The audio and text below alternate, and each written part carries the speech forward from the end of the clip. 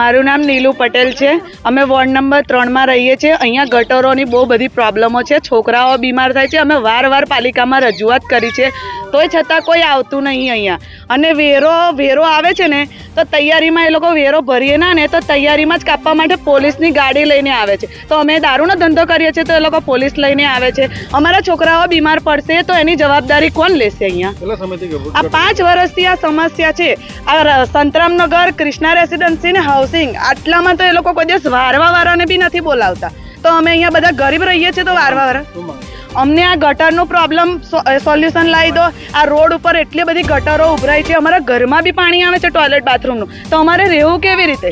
અમારા છોકરાઓ બીમાર થશે એની નગરપાલિકા જવાબદારી લેશે. આશા પટેલ છે. વોર્ડ નંબર 3 માં અમારી સોસાયટીની આજુબાજુની 4 સોસાયટીમાં બહુ જ બધી ગટર ખાસા વર્ષોથી ઉભરાય છે ને કેટલી ગંદકી થાય છે. અમે એવી ગંદકીમાં જઈએ છીએ, અમારા છોકરા નાના બીમાર પણ થાય છે. આવી ગંદકી ક્યારે? આનું સોલ્યુશન કંઈક તો હોવું જોઈએ ને. 5 વર્ષથી આ પ્રોબ્લેમ છે. હવે કંઈક આનું નિવારણ લાવો. પછી આટલી બધી તકલીફ આખા પાદરામાં કોઈની પાસે આવી તકલીફ નહીં. પાલિકામાં વાર રજૂઆત કરતા